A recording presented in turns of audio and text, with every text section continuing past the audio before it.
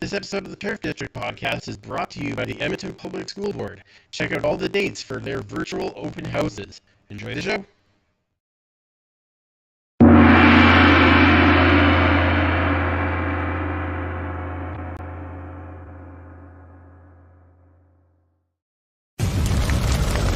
Hey, fellas, we ain't gonna ever back down from nobody.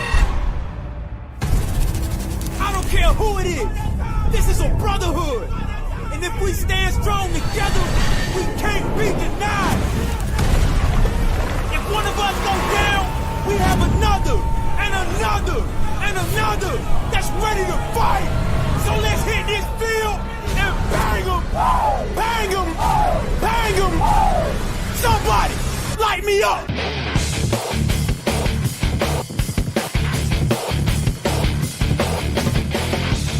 It's time to huddle up. It's the Turf District podcast.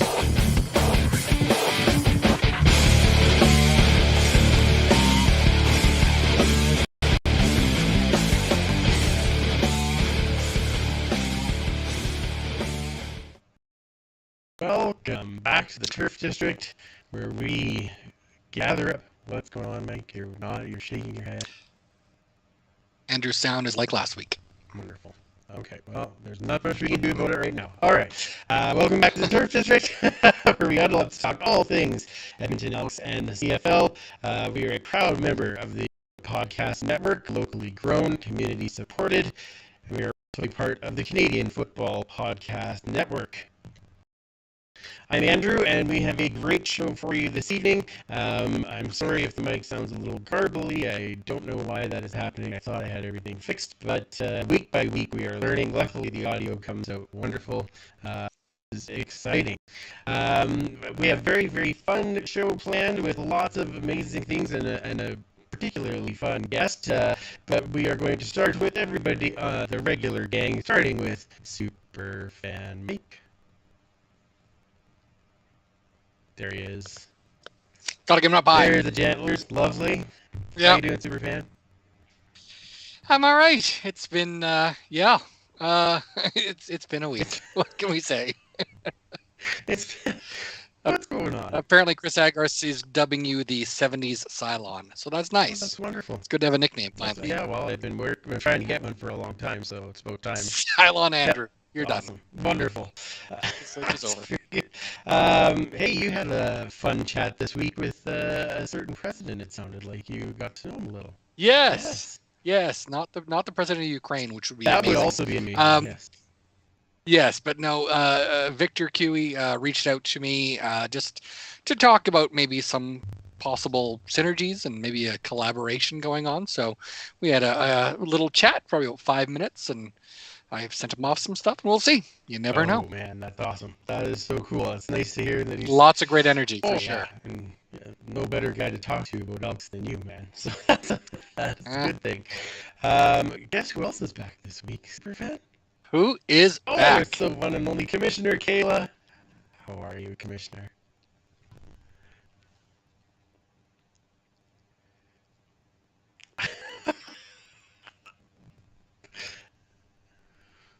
Well, we missed you 2 weeks ago, and I'm glad that you're back so that we can chat and catch up and all those fun things. So.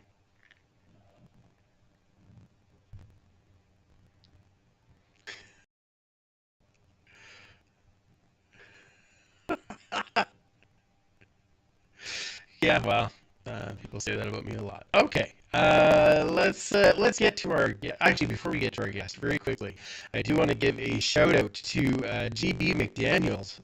He did the caricatures for our opening theme, Yes. but he also did a Star Trek theme post for us today that said that you did not see this. I even tagged you. You gotta go see it. It's fantastic, and it says that that's true. That we are going to new frontiers as the Edmonton Elks and through the Turf District. It's awesome. Thank you so much, GB. It's on.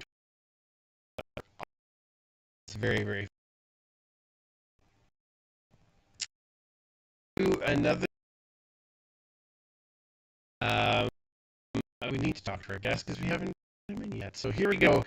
Joining us tonight, former Golden Bears player, and of course, a good way to throw down some smack talk against Mark Cordy last week, which we really appreciate. It is Ed L. Nicky. How are you? Hey guys, hey everyone.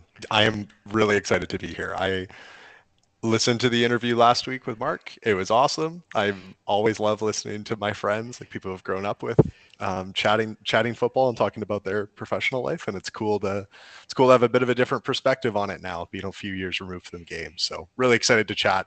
It's a really cool community of fans that we have for Edmonton football. So excited to talk about it a bit more.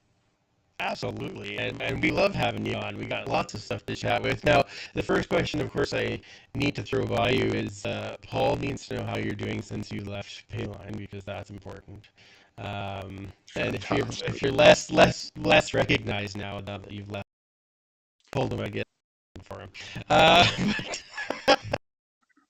What I do want to chat with you about is I did.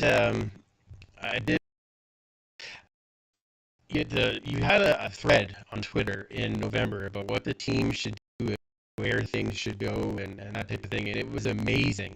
And I do want to absolutely talk about that. But before we get that there, I want to talk about what you've been up to since you're. You said you're a couple of years removed, and what are you up to now? Yeah, it's a really interesting journey in sport. And I'm sure there's tons of people out there that can relate to this, but going from the competitive environments of like university football, where you get there 18 years old, that was my world. It was school, everything we were doing as a team. And I was lucky enough to get to try and pursue that professionally for a little bit out in Ottawa with Red Blacks in 17-18, and then coming home from that and deciding to move on from football. And what does life look like after that? I spent a bit of time working kind of in the financial tech space a little bit. And then I got an opportunity to join Rugby Canada's training academy. So I was actually out in Victoria for about a year with the development team in learning a brand new sport. Had never touched a rugby ball before. But it was really cool to see how it translated. And now I'm back working in the technology industry, and I've stepped away from the sports like for good this time, I really think. But yeah, it's a really interesting experience. And I think a lot of athletes, I think some athletes really, really struggle with it. I was lucky that I had a really great support system that had my back, and there was always there was a lot of conversation about what does life look like after football or look like after sport. And I think it's something that can be really, really hard for people. So I just hope that maybe that's relatable. But yeah, it's been really interesting to see how it applies and stuff I learned back then and how it applies now to my day-to-day life and relationships, work, just getting a little bit older, moving into that next stage, right? It's funny when you say getting a little bit older as you're on the call with us, but it's easily 10 to me, but that's okay. These are all steps. It's all good. I was going to say I can sort of relate to the going from one industry into the tech side of things, but one thing we love to talk about when people come onto the show is sort of learning about their history with football. So who introduced you to football, and when did you start playing? Yeah, so I grew up in a small town in Alberta. I was born in Wainwright, and we moved to St. Paul, to the Edmonton area outside in Spruce Grove when I was about 9 years old, and didn't have the opportunity to play like community football until we moved there. My dad had played back in the day, played high school football, played a little bit of junior football with the Huskies here in the city. And I always had, a family that recommended me trying out the game. I was a kid that was shaped a little bit more for football than for basketball, I'll say. And so I met a really great group of friends that were already playing when we moved here, and I started grade school with them. So I was about 10 years old when I first got into it, and had just a great run with some of those guys. Got to play with a few of them all through to university. We competed for high school provincial championships, that sort of thing in Spruce Grove. And then I made the steps right to football, right out of high school, or right out to University of Alberta football, right out of high school. So yeah, better part of like 12 years of my life. And it's really cool to reflect on that it's been that big a chunk of my life now, 26 years old, and how much of my time I really dedicated to the sport. But that's where it all started. And my first Elks game, I was thinking about this earlier, I think it was right after the Grey Cup win, I believe in 2005. I think it was 2006 was my first time attending a game in person. And I'll remember that my dad took me. He'd gone to games when he was growing up in the city, and first time going and just seeing a stadium packed full of people was a really cool experience. Oh, that's a lot of fun. I think mine was the first around that time too. I think it was like 2006 or 7 though. So I'm a little bit of a late bloomer, but tell us about your playing days with the Golden Bears and winning the Heck Crichton Award. Yeah, totally. I can't look back on that time of my life fondly enough. The number of lessons I learned, being entrusted by my teammates and our coaches, like with a captaincy role, having the opportunity to, really take on a leadership position. I think there's so many young athletes that kind of get thrust into that stuff. And I think our whole team did a really good job of putting people in a position to be successful and trying to mentor people through that. Whole experience was amazing. Like some really hard years when I first started. 2013, the team had gone winless for 2 seasons in a row, brand new coaching staff, a lot of new players. The team was in a very poor spot, whether it was kind of academically, on the field, how we were looked upon in the community more broadly. And those were all things that we just got to prioritize and work at. And we were a young team. A lot of us got to play. If we'd played at other schools, we wouldn't have gotten to play as quickly and as competitive a division as Can West. And I was just really grateful to get to do that. It was hard. I think a lot of us expected things to improve much faster than they did, but finally really pulled some stuff together in my last year, which was such a great way to cap things off. I just come back from training camp in Ottawa, gotten to experience the game at that speed and at that level, what it takes to, learn fast enough in the film room and that sort of thing, and bring some of those lessons back, and just truly got to put everything I had into those last 8 games that I had with my team here in Edmonton. So special. I had a fantastic offensive line to play in front of. Mark Cordy, being one of those players. Justin Lawrence, a few of the, just a fantastic group to play in front of or play behind. And just had the trust of my teammates too, to carry the ball when it mattered, make a couple mistakes, and they still had faith in me. And we were able to just put something really, really cool together and run the ball a lot more than you see teams do in the Can West. I think we're about a 50-50 run pass team, which doesn't happen very often. And yeah, what a way to cap off a university football experience by getting to go out to go out to Hamilton, watch the Vanier for the first time in person, and get awarded that, and be able to look upon my 5 years of time that I put in with the team, all the teammates that had helped contribute to that, and got to celebrate it with them just as much as I got to celebrate it, with my family, and kind of looking upon what I'd done individually. So really special. Just something I'll never forget. It'll be with me for the rest of my life for sure. That's amazing. It's amazing. I never got that, that high school or university sport. So I always love to listen to those stories and kind of live through it. And I remember that year watching games, and I mean, you running all over. Like, it was, we ran the ball so much, guys. It was wild. But didn't you ridiculous amount of yards that year? Like, it was like... we set a record, like myself individually. I say we because it's every running back knows it's your offensive line's contributions too. We ran for I believe just like 1460 yards, which is a Can West record, I believe, today for the conference, and like one of the better, like I think, I don't know what the number is like as our team running the ball, but I think it had to have been a pretty high mark for a conference season put together overall. So yeah, it was awesome. I got to touch the ball more than a lot of athletes. I had a couple games where I touched the ball, I think 50 times, which just is unheard of in the modern era of football. Yeah. Wow. Well, no.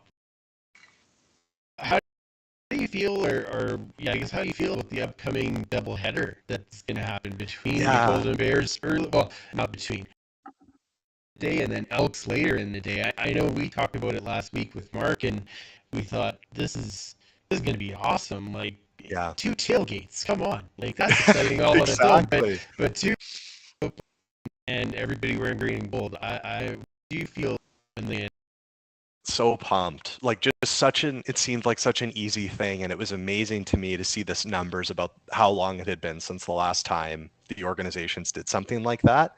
I know Mark talked about this when he was on, that it's a really special partnership. It's something that a lot of players look very fondly upon, that I played with, of just how close knit were. Chris Morris, longtime member of the club here, and just like what he brought, like things that he knew were, legacy builders, stuff that he wanted to be part of the program there, and brought that over to U of A from Edmonton football. And also just knowing that it would be a little bit different when you're talking about student athletes, but such a cool experience. And I know that there's this whole subset of athletes that I've played with and people that have been around university sport and university football for a long time in Canada, those years when the Vanier was on the Friday night of Grey Cup weekend, and how special that was. That first year they did it when Laval and McMaster went to double overtime on the Friday night, like one of the best university football games ever played in Canada.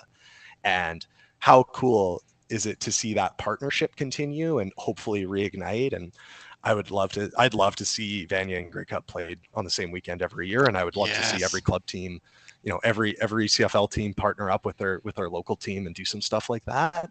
So I hope it's an awesome experience. I hope it's a great chance to showcase Commonwealth Stadium as like a place to be, not just like a place to go watch a football game. Hopefully it's a cool event and atmosphere around it that day.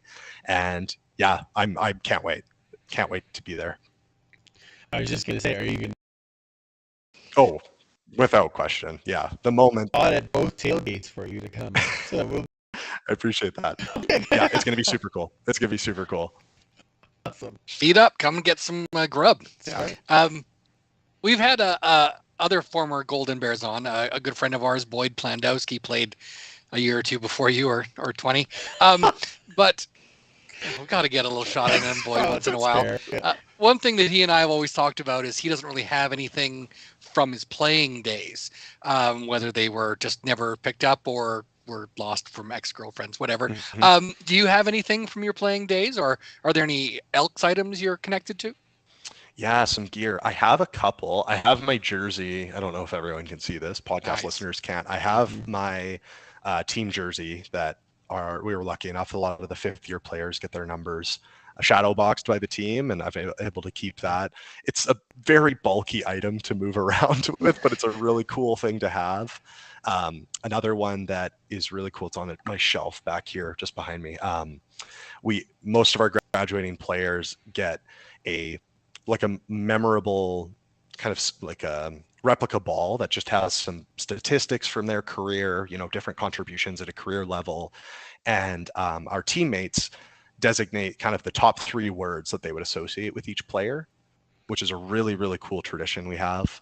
It's a really awesome. memorable thing. So I don't have as many gym t-shirts as I used to. Those kind of find their way into the laundry and never come out. But a couple of keepsakes that are things that I'll have for the rest of my life for sure. That's amazing. So obviously, Elks fan, or I would assume it would be blasphemy to play for the green and gold and not cheer for the green and gold. So we're going to assume that. Yeah. Did you have a favorite player in the past from the Elks? Yes.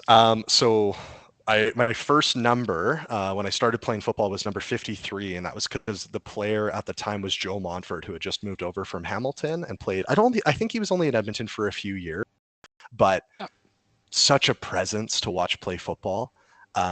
Just like the motor, like one of those things that I remember being in the stands and my dad like pointing him out and being like, this is somebody who knows how to play football at a high level, at a high tempo, and just bring it. He was definitely a player that really piqued my interest from the get-go. And now I've just got a roster of like former teammates that I have to pick up all their jerseys for, right? So I'm waiting to see what the new uniform reveal looks like this week so I can pick out some new gear. But really lucky to be able to look to those guys and know that I was a part of them kind of growing and seeing them do that and now getting them to play at the level they're doing. It's a really special feeling for me. Yeah. Oh man, that's awesome. And I want to talk about that reveal in a sec, but I want to get into this because I'm going to paraphrase some of it. And for those of you that are having problems hearing my mic, I'm sorry, but I promise you it was really good. And it came out in about the so I'm going to paraphrase most of it here. Priority was season ticket holders. Why? Holders, they're your recurring revenue, repeat business, most valuable market, whatever term you want to use to describe it. They are the most valuable and engaged fan. In a league like the CFL, they are your lifeline. Every decision the Elks make for the 2022 season should have season ticket holder experience at the top of the criteria list. With family that fit in this, I've noticed more and more that there is no, and I'm going to put it in quotes here, benefit the ticket holder anymore. Whether that's true or not to the team, but that's kind of what it feels like. But the goal is to make tonight at Commonwealth undeniably at the forefront of everyone's mind. Big, loud, joyous crowd at every game. And that, having been a season ticket holder for 20 years, I definitely related. Tell us a little bit more about what your thought is on that, as far as why you felt that was so important, and some of the things that the team might be looking at as far as season ticket holders are concerned. Yeah. Yeah, it's a really great question. It's something that just stewed around in my mind for a long time. I've talked with friends about the CFL and like what it is versus what it's not for a really long time. And, friends that are nostalgic about having been to Commonwealth in the early 2000s with 50,000 people in the stands, you know what I mean? And what's different, what's changed. And the more I think about it, I just think the league is changing so much and like entertainment is changing so much. And I'm really fortunate that I work in an industry where like all this stuff is really top of mind. Like what is the latest innovation? What's different? Like what is somebody doing this week that they weren't doing last week? And I think it's a really hard thing to balance in sports because there's this nostalgia. Like Mike, you've been a fan of the team for decades, right? Like there's this Couple of years, yeah, there's this really fine balance of like how do we take care of the things that matter still to this day from what we once did and what matters tomorrow, and how do we engage like who's our new audience? Like you can't just engage, you can't just make the perfect experience for one small subset of people, but within that, your like I said, your season ticket holders are your most valuable piece of your business, right? As trying to run a successful sports franchise, you need to take care of the people that are the most valuable, that buy their tickets first, that buy the most gear, all of those pieces. So like, where do you prioritize that stuff? So anyways, that just was kind of like a lens for me thinking about all this stuff. And the more I thought about it, it's like the football piece is going to get taken care of. Like I knew that was going to get handled. The bringing in a new coach, bringing in a GM, like the team's going to win games. And then that's one thing that's really important to season ticket holders. But how do you make Commonwealth feel like that place that it was 20 years ago? You've got a full house. You've got this huge stadium, right? And it's possible to fill it in Edmonton. We saw that with the World Cup soccer qualifying games in the winter, right? Absolutely. It's possible to get people out to those games in November.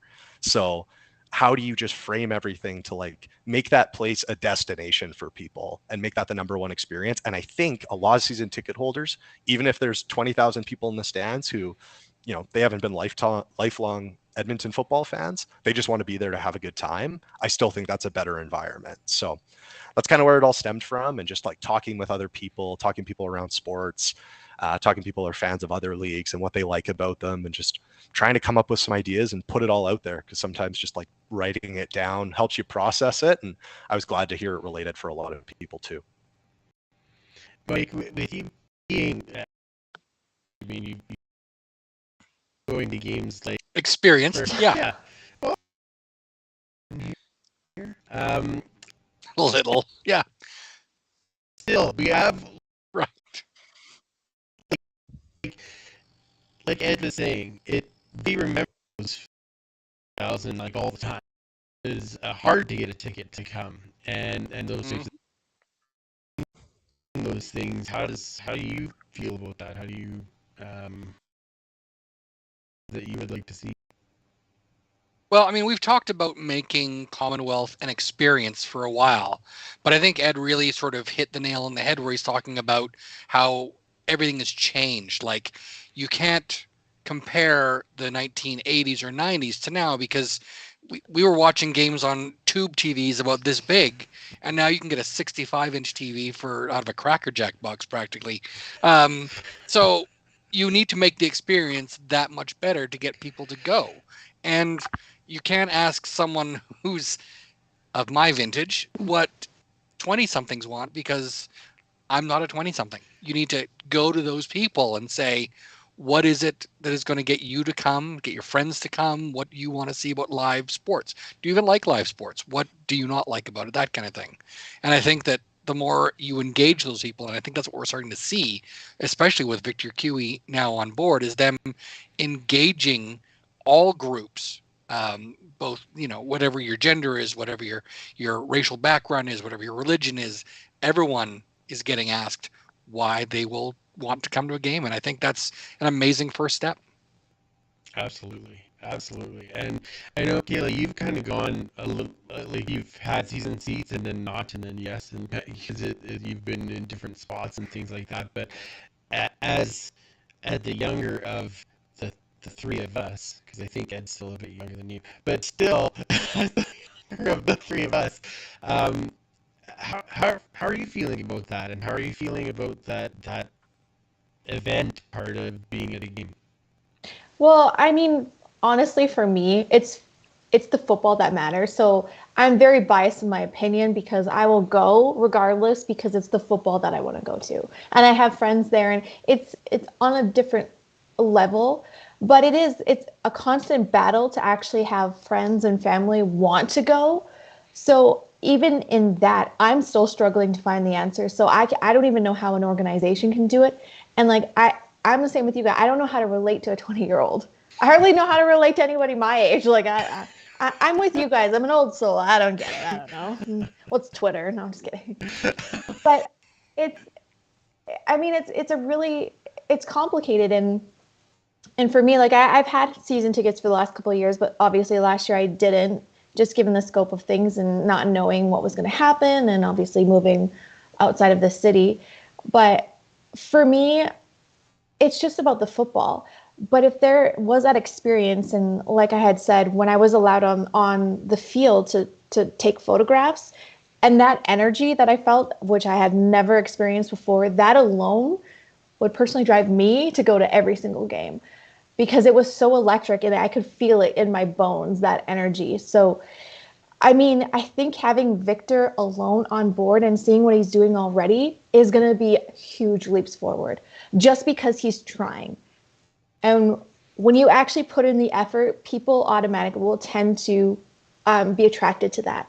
So the excitement in just what is going to happen, I think, is a really big driving force right now. I don't know how to maintain it. I'm no expert, but I think it's a really good step forward, just getting the right people in as far as the fan aspect. So, yeah, I mean, as I don't know how, but so far they're doing great. I'm very excited. I'm very excited, and there's like nothing really announced. It's just because he's reaching out, and that's an amazing already. Well, and that that Victor is doing sound amazing. Ed in your thread was talking about cheap tickets. How how do you get that person that now wants to be a season seat holder? They had the promotion over Family Day weekend, 72 hours, $99 season tickets. The Monday supposedly the most season tickets they have sold in one day in franchise history. Wow. Yeah. So I saw that. But so when you saw that, were you right? I mean, I would have quote tweeted myself and been like, "See, that's all." Yeah. Anyway, yeah. I just like I thought it was such an awesome promotion. I just remember seeing folks mention like, yeah, my parents got their first at the upper deck seats, like top of the stadium for $99 for the year. And that's where I'm like, that's brilliant. Like those seats are empty now. You know what I mean? Like Right. if you're gonna, I just think Commonwealth Stadium holds 56,000 people. So if you're ever at a point where where you're at, 35, what's been a big game at Commonwealth the last couple of years? 30, maybe 36 when Saskatchewan comes to play a few years ago. I don't know. At most. Yeah, right. I think the biggest that we probably have 15 West Final, right? Because then we have 42. Yeah, I think. Yeah, we've had a few since we got to like 60,000 when Saskatchewan came about 10 years ago. Right. But since then, yeah, it's in the 40s. Yeah. At most. Yeah. So, I mean, those seats are sitting empty. So if you can find any way to get some people in those seats and you get an extra 2,000, it feels a little bit more full for everybody involved. I just think like as an organization, I don't know the details of this budget, but if I get a $99 season ticket and that's at a huge discount from what that seat would normally sell, but that seat normally doesn't get sold on game day, I'm probably over the course of the year buying way more in food and grabbing a beer or grabbing something like that as an organization, which like we know the CFL is all the money that comes into the club comes from ticket sales and comes from concession, right? It's not a huge TV contract like it is in the NFL. So like that's where you got to prioritize. And I think all of that, like just getting somebody in the door, even if you're giving a ticket away for free. And this was one of the things I heard from a lot of people. It's like, well, why would you ever give tickets away for free? It's like, because the seat's empty if you don't, you know what I mean? And you get somebody in there, they're spending more than the $30 for the ticket on grabbing a burger, having a beer, grabbing some popcorn, buying a 50-50 ticket. You know what I mean? So maybe a jersey, maybe buy some gear. I think getting people into the stadium is like your number one priority. And so if that means you're taking a loss on the ticket or discounting the tickets heavy, that's fine. You just need to try and fill the place. Well, and I think we saw, like I was just talking about that West Final, but that, I think for the three of us, probably the four of us, I'm sure that was the most electric crowd that I had been in for a very long time in Commonwealth, and it was just Totally. you feel it in your bones, and it was just like, okay, so yeah, get people in one way or another, because then some of them are going to be really fun. Yeah, absolutely. And yeah, you're right. The football stuff on the they've made some changes to me here as well, and although I never want to sit here and go, yeah, we're going to a 3-win season to Totally. 17 game season win season, because I'm Brian. 18-0. Grey Cup, that's right. 20-0, that's right. But that will start to go in the right direction. But if you have people, a really good point that Victor's like, okay, let's get them to love it, and then we can go from there. But let's not take advantage of it. The one thing, further to our conversation, that this is the first step in getting people in the door. Yeah, I'm wondering. I know when I get a chance to, I'm going to ask them this. Do you have plans for the people who have been season ticket holders for 10, 20, 30, 40 years? It's great that you have the 99 people in the door. That's awesome. We want to have a big crowd. That's part of the reason we go. But how do you recognize those people who have my seats are not 99? It's okay, because I know where they are. But I've shelled out that money for a number of years. So is there going to be some recognition there? I feel like Victor will do that. I hope so. That was one of the reasons why I didn't actually get season tickets last year, is I didn't find there was any reason to. Quite simply, like, if I don't want to go, I'm not going to waste a ticket then, because I'm a little bit further of a distance, but I don't have that incentive to actually be there. Right. You remember the day we had the season ticket holders, they came and you would get like a book or a hat, like something with it, like a seat or whatever. Yeah. Right. Like, we go back that way. Yeah, I think Paul Reckner said it best. I mean, he and I both were living on Vancouver Island as former expat Edmontonians. And he still has his season seats the whole time he's been there. I got them the last 3 years I was in Victoria. Just because he said it's like membership in a club, like an fairly exclusive club, where you are part of something, and then you can get to go to see a few games, etc. And it really, the last few years, hasn't felt like that. It has felt like you're not 100% taken for granted, but they're so busy chasing the people that aren't coming that they're sort of neglecting the people that are. It's the meme of the boyfriend and girlfriend where the guy is looking back at a different girl. And it almost feels like that was the Edmonton Football Club looking at the whoever, whether it's the millennials or maybe it's Generation Z now or whoever, and ignoring the people who have been fans for a long time. And with less and less physical things coming to the house, we don't have tickets anymore. We don't get the little pocket schedules. We don't get whatever they used to send, the stickers. Magnets. Magnet schedules. Absolutely. Come on. I mean, people that have seen the room behind me know that I tend to like those physical things. Yeah, it's not very well known. But you need to give something that makes you feel like, yes, I'm getting something for being a season ticket holder. I'm being recognized for being a season ticket holder, only other than occasionally, well, if you get to 25 years, you get your name on this little plaque on the wall that no one's probably going to see. Right. True. I'm 5 years away. I'm almost there. There you go. I'm almost there. Let's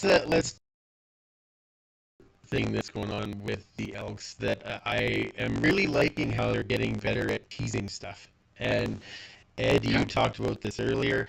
They teased an announcement coming on March 3rd, which then Mikey pointed out to me is 3-3 with his EE backwards. The sparrows. Can't be a coincidence. Now there was a little helmet in the background of that tease. So we ran a poll just because Mike and I were arguing over what's going to be That's not the only reason why I was curious. To say, what do you think it's going to be on the 3rd? And so the answers were either a new helmet design, a new uniform design, both a helmet and uniform design, or a retro outfit.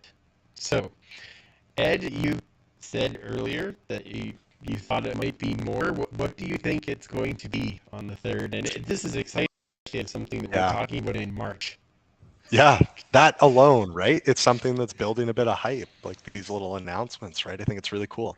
I think it's a uniform, personally. Okay. I saw the video of Mookie Mitchell and David Beard getting you could see their reaction to it. Yeah. And there's just something, the way, maybe it's knowing Dave a little bit better, just something about his reaction. I've seen it when we were younger and we got like new gear, like the new t-shirts and sweaters and stuff in the locker room, and you're a broke university student, you're pretty excited to have something new to wear to class. So I saw that same reaction, I think, on Dave's face. So yeah, I think that was it. And I could see it being some kind of like throwback element, or just like a slight redesign, something along those lines. But I'm pretty pumped for it no matter what. Oh, that's awesome. Now, Mike, you tell me what you think. I don't know. No. I said if you watch the video as yes. Yeah. Well, if you watch the video frame by frame as the insane people, you can actually see in the corner of the frame, they're holding a helmet. The helmet has the old 80s, 70s to 90s striping, where it is the white stripe with the green stripes on the outside versus, white stripe with the green stripes on the outside versus the 5 stripes they've had since 1996. And it looks like an old school sort of faded green, grayish green logo with white writing, which is sort of a retro-y kind of look. Victor Cui did post a video from a CH cafeteria, which is run by Diego V. Montes, who we will be talking about later, I'm sure. Yes. And in that, you could actually see the new EE logo they developed in June this last year in that sort of color scheme on a helmet with that striping. When you look at the David Beard video, you can actually see that helmet hanging on the locker behind him. Oh, I didn't catch that. Did you just circle that? Send me. No, I didn't. I'm not. Gotta leave something for the people. I'm not really good at hunt and find. Obviously, I'm like, it's David Beard. None of the teasers have included a uniform. It's all been helmet. And the last thing is, if you look at the helmet in the teasers, they all have a black face mask. They do, which we've never used. Yeah, that's interesting. All right, Kayla, what did you think it was from the teasers? Well, yeah, just the video that they posted a couple hours ago of David Beard. You can't grab a jersey the way that he's grabbing that fuzzied out thing. So, I mean, they'd be very skilled if he did. And flipping it around as such. But, I mean, who knows? It's definitely a helmet. You can tell by the video. But it could be both. Could be both. Who knows? Yeah, I'm going with, I said both right from the get-go, but that was, so we'll see. Now, our fans, 54% of the 120 people that answered the poll, thank you very much for joining in on the fun, 54% said both helmet and uniform. So we'll see if they're right. When Mike is correct on Thursday, we'll all send Mike, okay, fine, you're right, it was just a helmet, fine. First one, uniform. May not be. There's going to be a new uniform. There has to be. Yeah. I just don't know if they're going to do it now. They might be like, here's the helmet. And then in a month and a half, they'll be like, and here's the new uniform. So they can spread it out and get people talking so they have stuff to talk about. Plus, I think you're not going to buy a helmet as a fan. Like, they aren't available. But you can buy a new jersey. And they're going to want to have that closer to when it can be sold. And that they're going to want to do that when there are players in the field. So I think when we had the last one, not the first Elks one, but we had the change in 2018, we did that right before training camp. Yes. And the same with the one before that in 2013. Like these were 2012, right before training camp. So that it maximized, here's the players on the field wearing the new jerseys, now go in the store and buy it. Done. Take my money. All right. Take my money. Yeah, anything with the EE, I'm just like, take it. I want it all. Yep. you're all set to go. That's good. All of it. Wonderful. I'm lining up for the locker room sale tomorrow. So It's not fair. It's not fair. I know. Fine. Any other things that you have in mind on the fan engagement side? Because like I said, there's lots of good ideas to get people in. What do you think should happen at the game? Before I get to that, there was one that I saw yesterday that Victor shared on Twitter that I thought was brilliant. He talked about doing a massive like bike fix-up, spring fix-up at Commonwealth, and he tagged City of Edmonton, he tagged Bike Edmonton, a bunch of these different stakeholders that probably do a lot of the same stuff but have never been brought together, and just like finding ways to connect those people. And like I think that's such a cool idea of just making it that the first time a brand new fan comes to Commonwealth for a football game, that's not the first time they've been to Commonwealth, you know, making that a familiar destination to people. I think that's really cool. Brilliant. Yeah. In terms of the game day stuff, I don't know. I'm fit into the same box as the group of you. I go there to watch the football. I love being there with a big group of people. I've sat with my dad where like we barely talked, and like the only thing we were communicating about was like what was happening on field. So I'm not sure what's going to happen there. I don't have an in-game. I think like concession prices is something I'm always really curious about. The whole like happy hour before kickoff, I think that's a good start. I remember reading about the Atlanta Falcons when they opened their new stadium.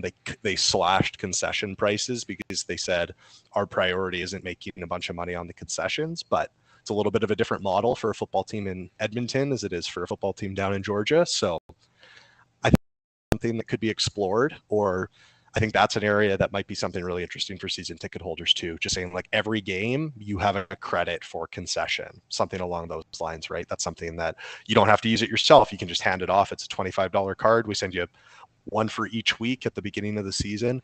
That's kind of an incentive to make sure you're using the tickets. You can hand them out as you like, but I think something along those lines would be really cool. Or whether it's like different stuff like that. Again, kind of like Mike said, makes a unique experience that I don't think, you know, and I never want it to sound like I think Edmonton season ticket holders are a really picky group and a lot of me people. I think there is, but there is something really important about recognizing like, we know you've been a part of this community for a really long time. We want to have your back on that. Here's a small something we can do that, you know, doesn't break the bank for us. It's a kind gesture and it shows that we're thinking of you. And I think something along those lines would be really powerful for a lot of people on the day of experience. Yeah. I would love just a hot dog, man. Yeah. Free dog. Give me food. I'm happy. That's perfect. Yeah. I was thinking. I think you talked before where it would be cool if they.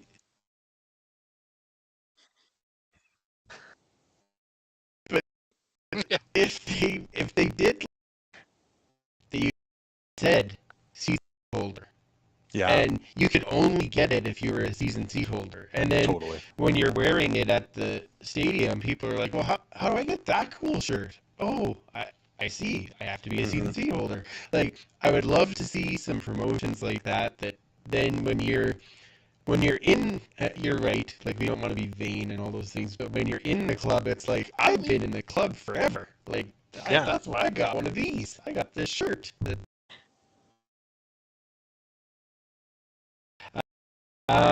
That's true. So I think I really like that idea of like, okay, do something that makes those people stand out and then want you to be part of the club. How do we get to be part of the club, right? So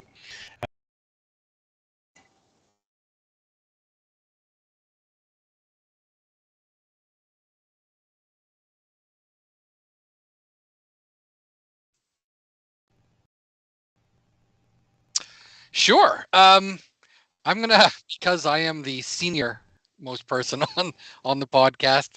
Sounds, again, I have the most gray. I thought I'd go back even older than me, and kind of look back at an era that really doesn't get talked about, and that's the pre-green and gold era.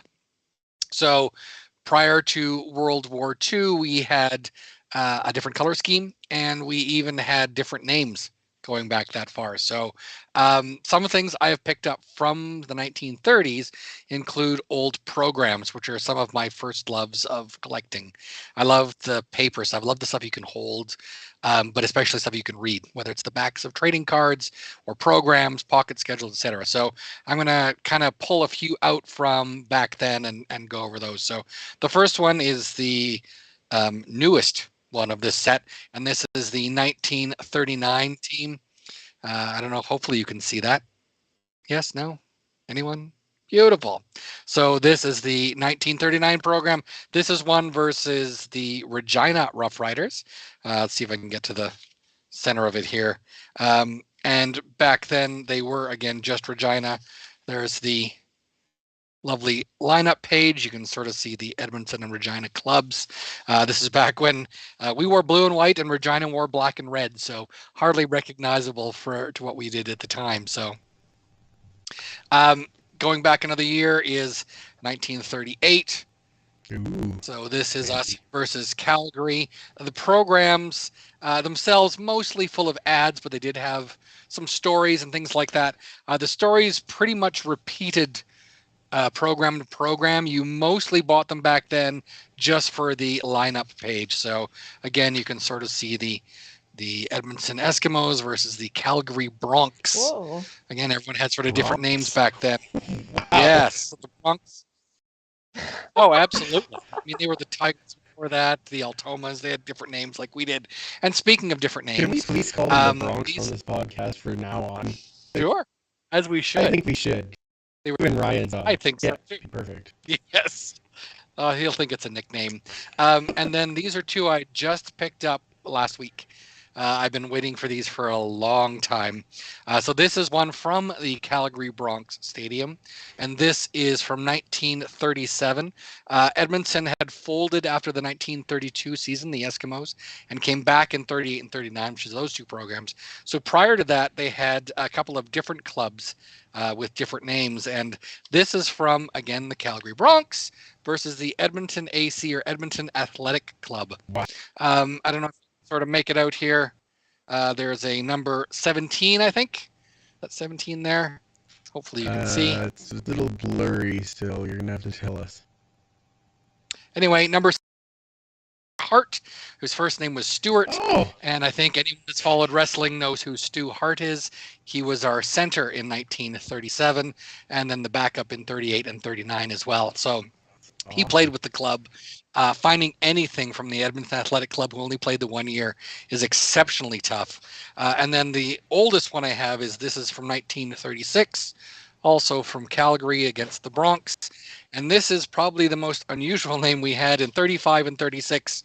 We were the Edmonton High Grads. High Grads. Wow. High Very Grads, threatening. yeah. Yes, doesn't it sound like something that would... It's almost as good as in hockey, the Kenora Thistles. Nothing strikes fear in your heart quite like getting whipped by a rose. I don't know. Have you ever But yeah, stepped on a so thistle? that's true. Well, then we should be the Edmonton Legos. I'm just saying. That's what it should be. Yeah, absolutely. I would love that, by the way. These kind of things do not come up very often at all. They were great back in the day. Lots of photos of the home team kind of thing. But yeah, if you can find any 1930s Alberta programs, they're worth their weight in gold for sure. So these are probably the pride of my collection in the last year. So I thought I'd show them off. That's awesome. So very, cool. very cool, Mike. That's amazing. And to call them the Bronx from now on, which is outstanding. As we should. That's very important. Yeah, it's very good. I'm sorry for the beginning of that. I was adjusting all of my mic cords to see if it would make it sound any better. It's good to adjust yourself. See how it works. Yeah, thanks for that. Let's talk about the roster. The best part is when Kayla reacts. It's fantastic. Yeah. Let's talk about some of the roster moves that were made this week. Or in the last couple of weeks, I guess I should say. The Elks did sign quarterback Keon Howard, so we've now got 6 quarterbacks coming into camp. Ed, being the running back, you've dealt with a lot of different quarterbacks. You've seen what the list is. Yeah. Who do you think's quarterback for the Elks this year? I don't want to make a prediction. I'm very non-committal when it comes to like roster who's going to play where. I having known a little bit for athletes that have played for Jones and like how he likes to run his team, it's going to be a really competitive training camp. That's the number one priority. Like, doesn't matter your pedigree, doesn't matter what you've done the last year or where you came from. You just got to show up and play football. And I think that's going to be really cool to watch.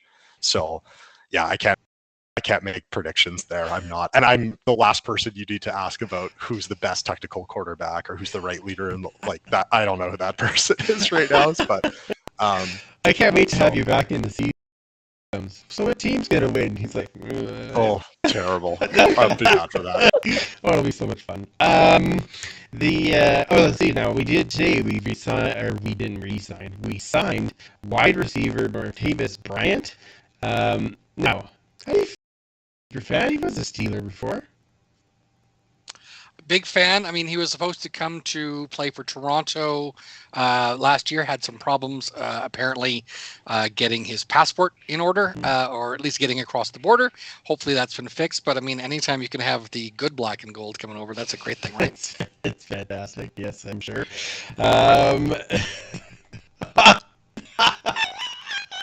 I am so glad it's a video podcast. That's fantastic. Thank you. Wow. I know. I had to get the shot at the good black and gold, right? Wow. Okay. Okay. Oh my. They also signed global kicker. Now I'm gonna try this. Wyhan Vanderright, I believe is how you say it. And Wyhan. What about his nickname? Turbofoot? No. Rocket Foot. Thank you. I didn't write it down. I'm like, yeah. He kicked an 80-meter field goal in practice, so that's 90 yards. Okay. Well. I mean, no defensive people coming at him, but still. But still, I mean, if he makes the team, we know what the next pod T-shirt is. Rocket Foot. Come on, that's a no-brainer. There it is. I was like, when Quaku said Earth Quaku, I'm like, that's the shirt. That was like, there's not even wasn't even a thought about that. They also signed offensive lineman Brandon Smith coming back for his second round with the Elks, and defensive back DeQuaylen. Is that what we're going to go with? Yeah, let's go with Waylon Thomas. When I first read that, I thought, is this a Key and Peele thing? Are they just trying to? I don't want to make fun of the poor guy. It was like, wow, I didn't think I'd ever see that. Is it Chamarius? Anyway, we could go on and on with the Key and Peele ones. They're fantastic.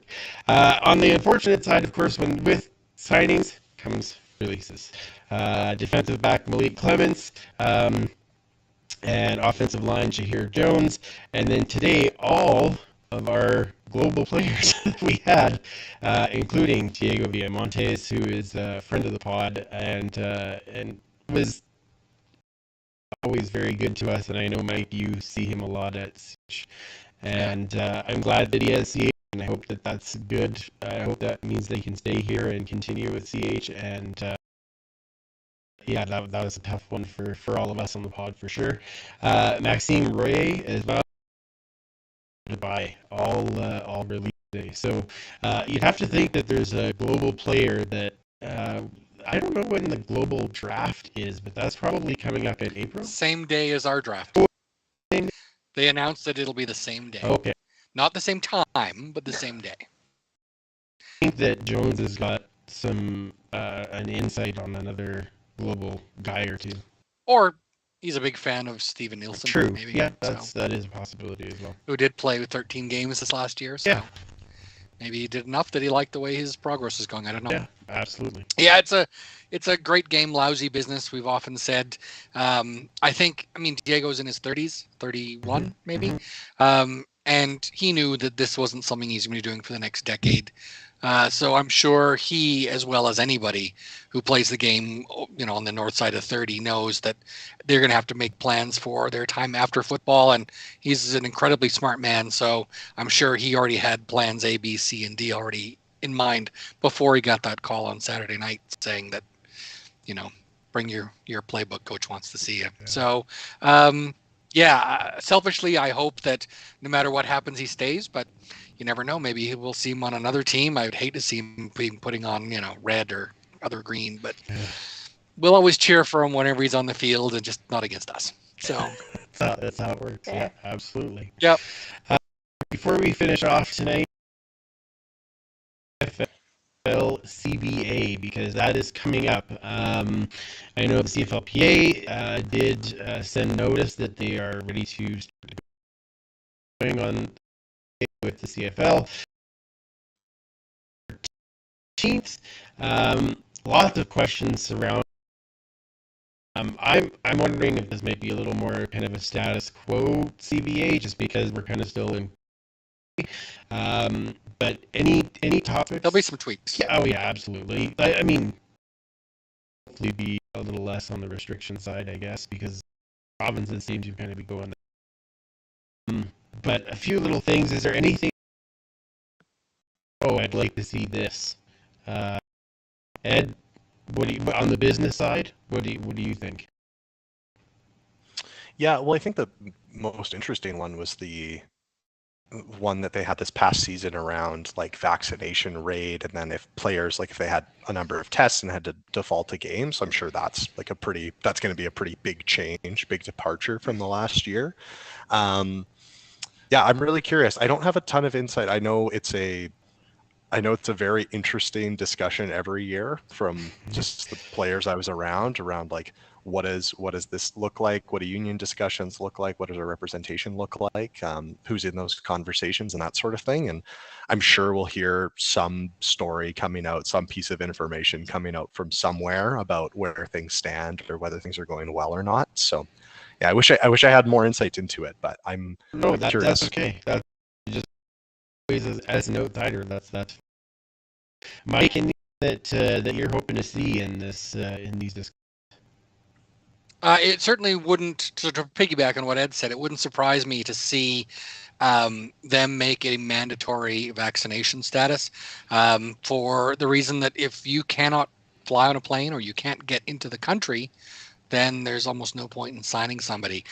We saw people who were very much decided they did not want to get the vaccine, have reported they are now getting the vaccine. And a lot of them are just because they are very in tune with their bodies and didn't want to put something into their body that they didn't 100% understand, which is, their right for sure. But now that they're all getting vaccinated, it's making me think that we're going to see that in the CBA, where if you are not vaccinated, you cannot sign with the team. So I think we're going to see that for sure. Outside of that, it could be almost anything, but I just hope it doesn't interfere with the start time of training camp, let alone the season. Yeah, they got to get it done earlier this time. Like, I mean, I understand. It's a tactic. You gotta. I hope so. Yeah. And I'm hoping we see things like revenue sharing. That Yes. they talk more about that. I'd like to see. Well, I would like to see, not lately, but I would love to see a little bit of guaranteed money for a player, and then give them, like, if they're signing a 3-year contract or something. And I know free agency helps the players, right? Because we just saw free agency people spend like crazy when it's free agency time. On the other hand, we also know that there was that rule put in that says if you're an American and you've been with the team for, you can replace an injured national. Is that right?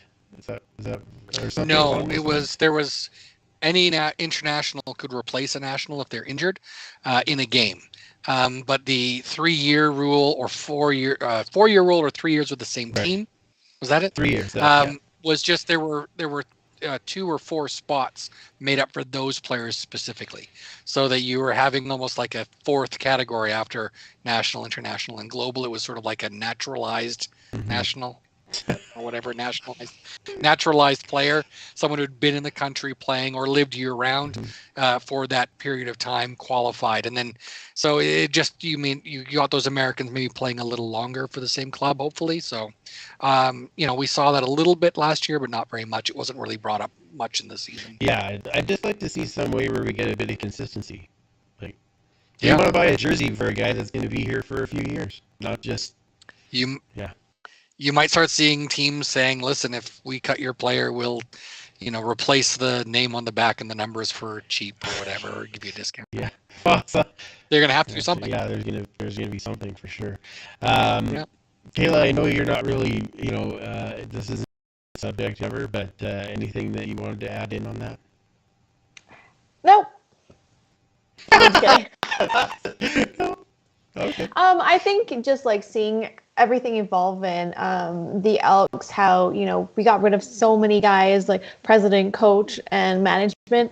It really goes to show how much more that area is protected than our players. And I'd like to see a little more additional protection for the players and their income and the stability, and having players come back for a reason and have a little bit more continuity there. So I mean, you guys have said everything, and I don't have the best knowledge when it comes to the Players Association, but I think affording the players a few more rights, or at least a little bit more protection, is something that I would like to see happen. Excellent. That's lovely. I like that. That was well. We're gonna find out more details as we go, and like I said, please, guys, get it done before May. Don't leave it till the last second, because it drives us all.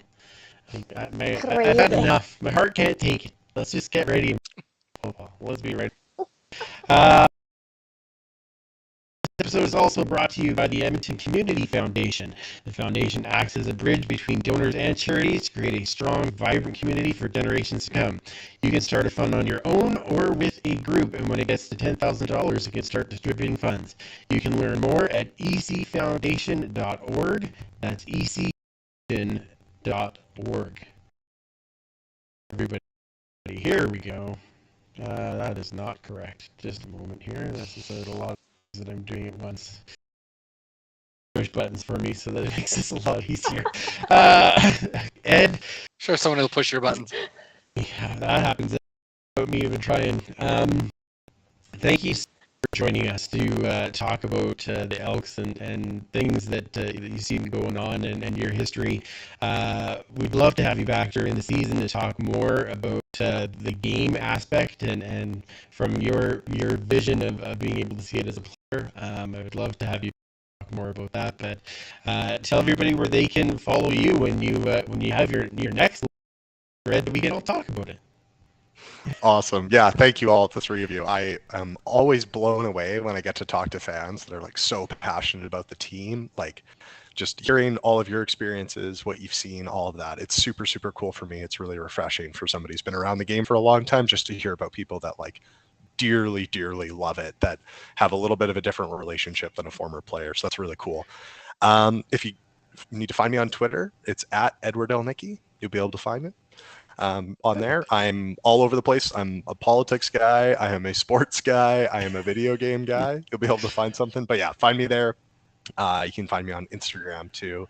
Just search my name there, and you'll be able to give me a chat. If you ever want to chat football, or you want to chat anything outside of it too, always down for a conversation. So just send me a message.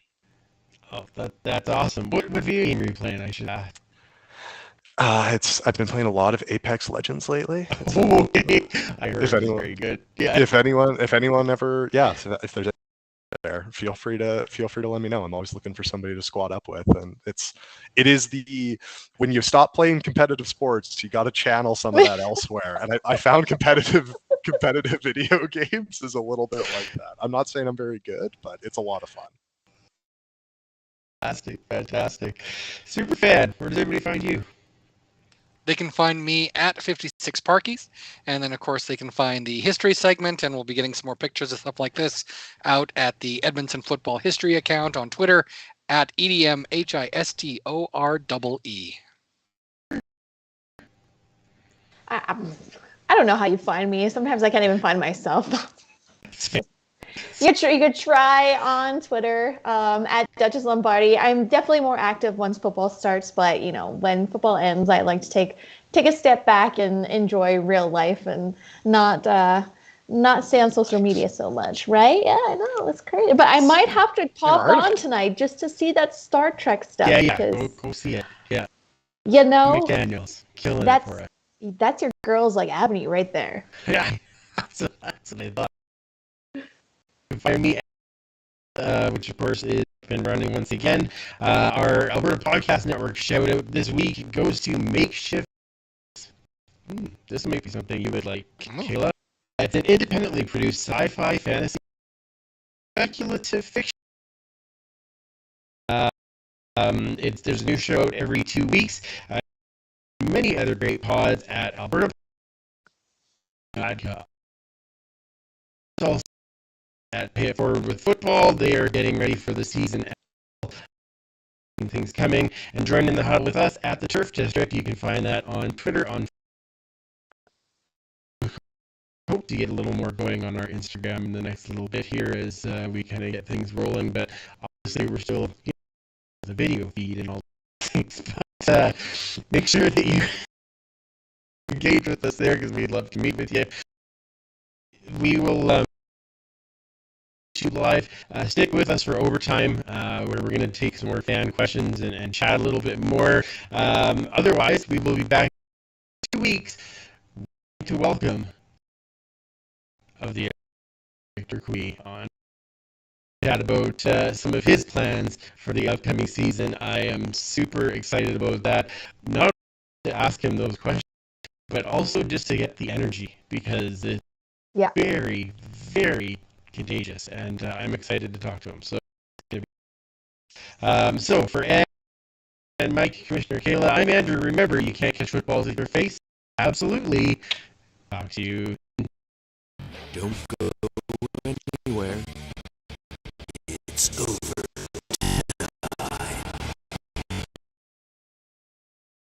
We're back. Right. We're back. Oh, just ran away. We're back. You go. I mean, we're back for overtime. That was a great run. Thanks. Really well. I said to get something that I thought Ed would enjoy. Okay, excellent. Something else out of the horde. Look at that. Oh man, that's old school. That's an old school. So mask. honestly, what do the three of you think of Gooba, the logo, the U of A logo? Because I have heard so many different takes on the logo overall. Did they just redo it? No, it's just I think it's iconic. I think it's like a little bit cartoony, and I love it. But I know some people think it's a little ridiculous too. So. Oh, really? Oh God, I love it. What do they know? People that aren't from Edmonton, they just see it. And they're like, That's yeah. why. They're What jealous. do they matter? The real panda, you'd be scared out of your life. So got it. Like that, I'd be like, yeah, okay. Like conversation. Awesome, nice. Super cool. Yeah. In the chat because I want to let him get out of here, but I want to. Sure. Let me just quickly check back here. We can make sure. Mostly sort of generic, but questions more about the whole team. Sort of riffing on some of the things that he and the rest of us were saying. Talking about perks and things like that for getting people there. Yeah, and just things like we're going to lead the league in kickoffs for Rouges with Rocketfoot. That's awesome. Hey, you know what? How did the breakup go? How did it get what? On the Rouge. It's true. Right? So there you go. Kick that bad boy into the end zone and catch it. It's wonderful. That's right. Yep. Then they can't return it, so our special teams don't have to worry about stopping somebody. That's the new plan. That's what I'm thinking. Yeah. Make special teams better. That's right. Yep. Hey. Okay. Sorry, carry on, Mike. Yeah, I think that's it for questions that we can. Cool. We have some more stuff we can talk about, but it's going to be more sort of general questions. All right. Well, Ed, thank you so much again for coming on the show. We loved having, and like I said, I really during the season. Yeah, I really appreciate it. I would love to tailgate. Yes. Awesome. When you're at the game, meet you before the game. Yeah, totally. Love to. Would love to. So on Golden Bears Day. That's going to be a fun one, and I'm going to need to eat something that day because that's going to be a there long you go. day, right? Be a lot of beer, so it's totally. Yeah, super cool. Thanks for having me. Good luck. I'm really looking forward to hearing the conversation with Victor next week. That's going to be super cool. Yeah. But if any of you three ever need anything from me, just give me a shout. Absolutely, That's we awesome. will. Thanks so much, man. I really. Okay. Thanks, Ed. All right, so that's back in. And Mike, what do you got for us for overtime? Oh, hey kid, did my mic Let's- sound any better after I moved everything around? Is it? I did get a lot of people requesting if you could just say by your command. By your So, command? you know. Okay. Yeah, that's good. Yeah. There it is. Beautiful. That's good. So that way you've got that nice 70s Cylon kind I of thought it might get better because I moved a bunch of plugs and tried to see if it would get better, but I guess not. Oh well. It Tried. does not. Yeah, well. I'll do or do not, there's replace no all of anyway. the cords and everything before we have Victor on, so it'll sound better. Yeah. Okay. Right. I'm sure it'll all be great. We'll do some tests Hopefully. during the week. Were we going to do that last Or time? on the weekend. We kind of never got there. Yeah, well, we'll make that happen. So again, there was about 5 or 6 people requesting that, so I'm glad that we've made them all happy. About as happy as Leanne when Dave's on. So I did tell everyone that the problem isn't actually with your microphone. It's a filter I run on your account to make myself sound better. Works pretty well. So Coach Vic does let me know that it doesn't help me anyway. He's very helpful. So that's good. Yeah, it's true. That filter is not making you sound any better. Why? Ken Ludwig was talking about, Kayla was talking about her experiences getting to go on the field.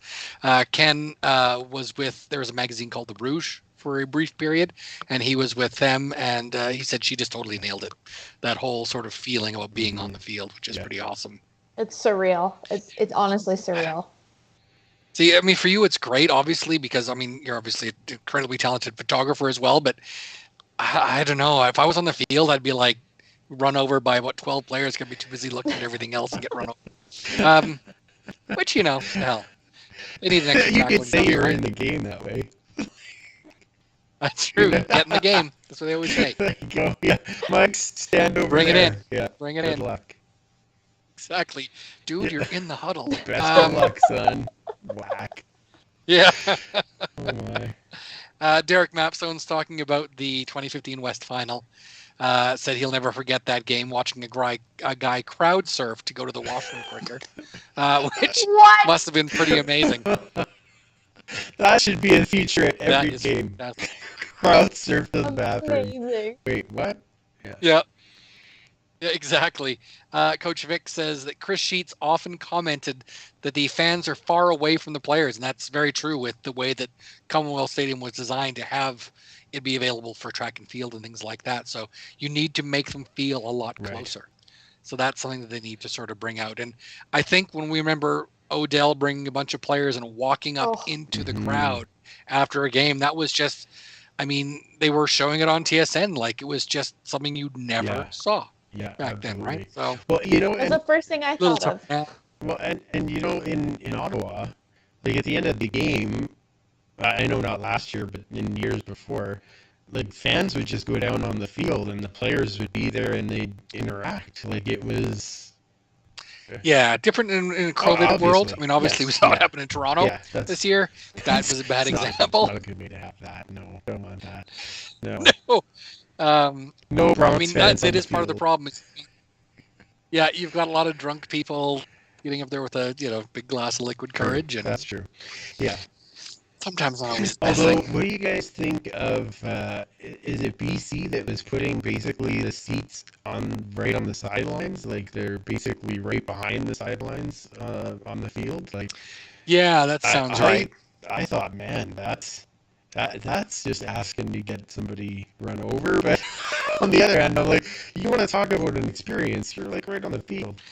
Sign a waiver. Well, that's what happens with the Stingers, like courtside. Yeah. Amazing. Yeah. Absolutely amazing. And like balls would come flying all the time, and it was just like, I'm in the game. It's awesome. You'd be very careful. I know how it's you said different. That. Yeah. Yeah, shut up. Yeah, it's just. Is it when you go to a Stingers game? It's like another bone session, or I've been waiting like 4 weeks to be able to use that line again. Oh God, it's all down overtime. I've seen a game we had a game played at UBC Thunderbird Stadium, preseason game against BC, and Paul Reckner and I were literally 2 feet behind the players on the sideline, And while it's great to sort of see that, you really don't see the Yeah. game. Yeah, that was my concern. That's part of the issue. So it's a great experience for that, but I would only want to do it like Right. Yeah. once. Yeah, that's fair. Absolutely. That's fair. So what else we got here? Ken Ludwig says, I remember being on the sidelines for a Labor Day rematch blowout years ago. It was indescribable. Yeah, so I'm guessing he's talking about the 2003 Labor Day rematch. That was 62,444 players. I will remember that number for the rest of my life. Just that many people. It was the loudest I've ever experienced by far. And just like everything was shaking. That many people were there because it only held 60,000 and something. So you had over 1,000 people that were standing room only. Amazing. Crazy. Just an incredible experience. And it got passed up by a game a few years later in when Regina came, but still, they'll never beat that game, especially because we crushed them 38-0. So that didn't hurt. Right? That was Beautiful. pretty That was fun. the game. Yeah. What was it in? That was the game right after the Ed Hervey helmet Right, swinging right. incident. So And in So he didn't get 2004, like we hammered him in that Labor Day rematch too, did we not? yeah, 2004 was the year we just had Jason Moss because Right. Ricky Ray was gone. And yeah, I don't think we hammered them at the rematch. Oh, the rematch. The rematch we hammered them. I was thinking Labor Day. Yeah, we laid 40 some odd points on them. Because it was that was Logan's first game. They were 10 days Nice. old, and we were in the end zone tailgate, and Nice. with my mother-in-law and sister-in-law, and we were down there watching the game with the baby. Oh, just tuck them right under your arm and just Yeah, make sure to it cover all the was points. Perfect. Yeah, it was And very funny. yeah, Yeah, it was run to the awesome. crowd. What else do we have here? Oh yeah, Coach Vic is talking about another thing with the season ticket holders. All he posted was the really cool box. So I'm guessing that's what he's talking about. I'm hoping that is what he's talking about. Oh my! Any comments on that, Kayla? Nothing. Nope. Oh wow. Okay. Nope, she's muted herself. We're done. She wants the season seat holder shirt to say bone session on it. Mm-hmm. Yeah, well, that's not. Supermom Sue is posting that that they should really connect more with the high school football teams and bring them out there. I know that they do certainly with the younger kids and some of the younger junior teams, but getting some of those high school football teams, I think is a great idea, is bringing them out more than just, I mean, let's face it, what was more iconic than being in a game and seeing a point after a field goal and it's another football into the end zone For high school football. for high school That's right. football. And having some of those kids out there, have them in uniform shagging kicks, or whatever, right? I think would be phenomenal. And that's what's making, because these kids are playing in front of much smaller stadiums. This is in Texas, where you play for like 60,000 people at your high school. This is, Edmonton. So if you're playing for Harry Ainley or Shep or whatever, and being able to be on the field in uniform, that's got to be pretty special for them too. And maybe that's going to make these kids grow up to be lifelong fans. So I think it's a great I really idea. like that, especially with Rye going into high school next year. I'm really supporting that movement. But I would anyway, even if he wasn't. But yeah, it's. Yeah. Coach Vic did specify afterwards the really cool ticket. Oh, okay. So that's good. Good for him Glad to that he clarify that. To clarify, because he knows you. What? Yeah. Derek Mapstone's talking about the annual stickers. We talked about some of the physical things coming year by year, much like the really cool box. Is that the stickers used to be the EE logo and they would have the year on it. So you could slap that on your car or your window at your house. And it sort of just said, like, we are ticket holders for this year. And then every year you could be adding new ones kind of thing. So he's had to take the generic ones and just get a Sharpie and write the year on them. Type of thing. So yeah, good plan. So maybe they'll bring them back. I'm certainly hoping so. Yeah, I know you and I have talked about this before, but man, bring back the fridge magnet calendar schedule.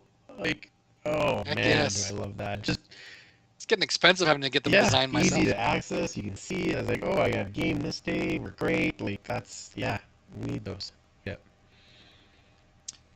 Jerry Cooper is saying that something to consider is considering it the reveal is on the 3rd, maybe it's a 3rd uniform. Ooh, interesting. Right? So similar to Actually, the I don't signatures. mind that at all. You know, so there's a 3rd. So the helmet itself won't be our every game helmet. We might still have the antlers or the full logo on the side, but this is our signature with the 3rd uniform. So I think it's a really interesting point. I mean, they are certainly taking advantage of that 3-3. Yes. So yeah, maybe something to consider. I really like Jerry Cooper coming up with the brainiac ideas. I know. I should have told us earlier. We could have seen so much more. It would have been outstanding. Although I do think, and somebody did mention this, that the part of the big announcement should be the return of the Super Dogs. I mean, really. Really? Come on. We all Or maybe Gizmo's going to come back out of retirement and return kicks. We're getting people coming out of why retirement. not? So why not? He can still do it if you've seen him. Yeah. Yes. Yeah, he's bigger now than when he played. Yeah. Tim Capper says that he agrees 100%. The Owls have done away with all things physical and perks and now have gone completely digital with tickets. Season ticket members are more than a yearly member gift. Yeah, I think I mean, who knows? Maybe the tickets are going to become NFTs or something. So, you know. Previously, they were fungible. Now they're non-fungible. So that's good. Wonderful. So our little IT joke here and there. Yes. Coach Vic is talking about the Elks have been one of the top content of social media for a while now for all the right reasons. There's so many good comments and excitement is back in the air. For the past 6 weeks, absolutely. I 100% agree. Yeah. Yes, I think that's what we're talking about. And Victor reaching out to different fans, responding to tweets, the social media team, Engaging in private messaging. The social media team though too, like the teaser trailers 100%. have been awesome. The announcements for players joining have been really cool. They've stepped up their game as far as being engaging for fans in social media for sure. It's a relief. Right. Yeah. Absolutely. And that's the thing, is it's nice to be talking about such positive things about the team instead of one more thing we're like, oh God, sorry. I actually almost, not entirely, but I almost get excited to be on Twitter now because if they're talking about our team, it's in a nice light. I don't know, like we haven't had that in years. It's kind of nice to have that, right? Yeah. And to have people reaching out as part of the CFL family that are saying, man, I just love what is happening there. I'm excited for the future. And that's not something, that it's nice to hear that again. Let's just put it that way. Yeah. Where it's, 100%. It's a mutual respect and not a, why did your team do that? I don't know. Dogpile. I don't know why. I wish I'd tell you. I don't want to talk about it. Okay. We were talking about spreading, or my theory that they're going to spread things out, put the helmet out now, and then the jersey in a little while. Coach Vic says, I would buy a new jersey tomorrow, so just shut up and take my money. Well, I mean, the store's only open Monday to Friday, and you'd have to order it online anyway, so they could announce it on Thursday, and you can just order it there. That's true. I mean, that's what you're going to have to... It's not like you can go to the store on a weekend. That might be a question for Victor in a couple of weeks. We'll see how that goes. Yeah, maybe open up the store on days when people aren't working. That'll be great. Chris Agar says that if Rocketfoot makes the team, we need to have Elton John playing after each long field goal. I think Rocketfoot would be a great song. Oh my. Nathan would be so excited. Maybe we could have Elton come and sing it. That'd be great. Yeah. Nathan would be so excited. We've got it in the budget, I'm right? sure, right? Like, we paid for Hanson, so we must be able to afford Elton John. Oh, yeah, it's the same level. Oh, for sure. Because they're on the same. I was thinking. Exactly. Yeah, exactly. Yeah. For ideas, Tim Capper suggested, what about keeping the team CFL practice squad along with the regular practice squad when we're talking about the CBA? Oh, interesting. Okay. So keeping both as well, right? I can't say that I would be upset about that. More opportunity to find a guy if you're strapped, right? Like and if you need somebody. Yeah, well, didn't we see a couple of times last year where there was like an offensive lineman going to a team to just play that game because he was coming off that kind of CFL practice roster. I wonder if Coach Jones likes having an extra practice roster. I think that's kind of interesting. We should ask him Interesting that. theory. Yeah. Yeah, we're going to get ourselves in trouble if we continue down this path. I think we should probably just go. Derek Mapstone postulated that perhaps Wilson was chewing on one of your mic cables. So maybe that's what the problem He's is. not really big into mic. It might have been one of the cats. I wouldn't put it past one of the cats. Well, Yeah. That's true. I'll redo the whole setup and we'll actually do a test. So next week, if all of a sudden you see that the Turf District has gone live on YouTube, jump in and make sure that it sounds okay. And it may only be like a very quick in and out, but yep. Quick in and out. That's right. There we go. See, Kayla, I jumped over my own issue. See? It's just gonna be a quick bone session that we'll to figure out if the mics are good.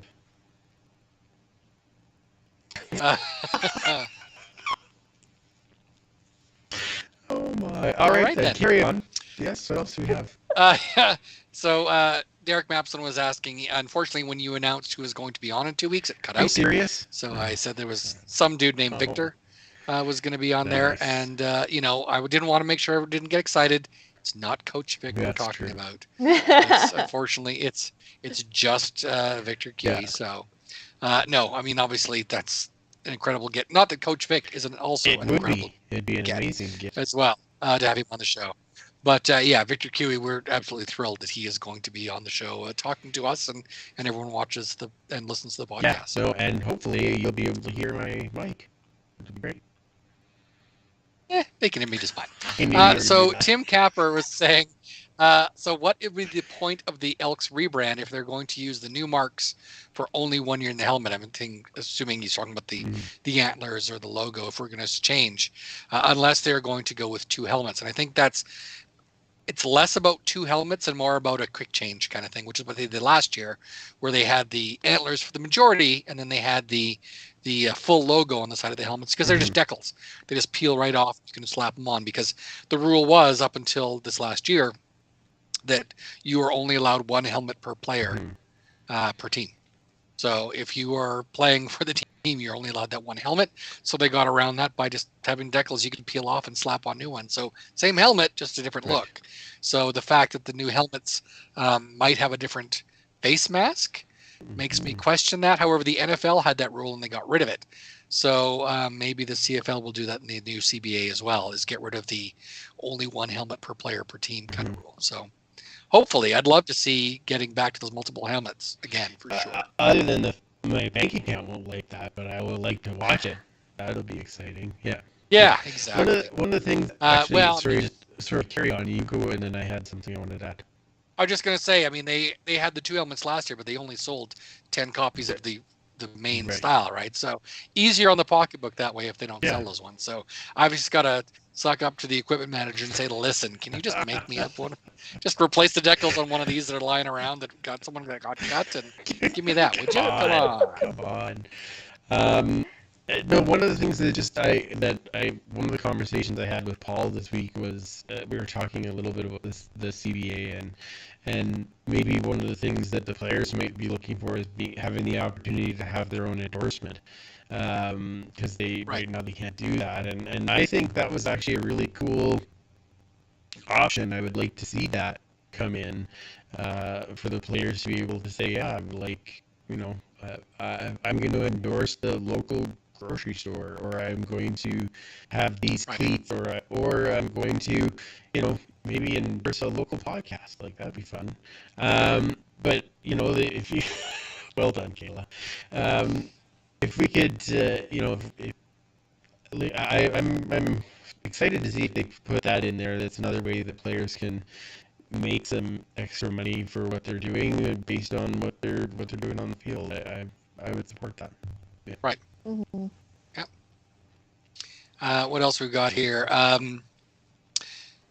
Rory out in Grand Prairie and Melanie were asking, is there a show next Monday or not until the 14th? We do it 2 weeks in the off season, so we will be back on the 14th of March with one Victor Cue, president of the Edmonton Elks. So that's pretty awesome. Yes, it'll be amazing. Yeah, I'm so happy we got it set up. So Back to back, these are kind of amusing. Ken says Andrew needs a new mic. I'm like, pardon?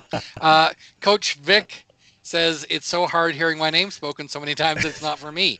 Welcome to my life this week. Let me tell you. Welcome to your life every time we record and we talk about my mic not working. Yeah. That's right. Yeah. Come on now. I did my I 11 still hours love you. today. It's fine. That's good. Derek Mapstone said that after you did the changes, it cut out less, but it was still staticky. Okay, so I think it is just the cord then. So that should be Yes. fixable. Okay. Which is funny because in the record through a Bayer, it sounded fine. So I don't know. It's an OBS thing. Yeah, it seems to be. Right. I was gonna say it's so on because I'm hearing you just fine. So it's whatever is streaming it from your computer to the YouTube. There's a problem somewhere, so I'll have to find that. Somewhere, yeah.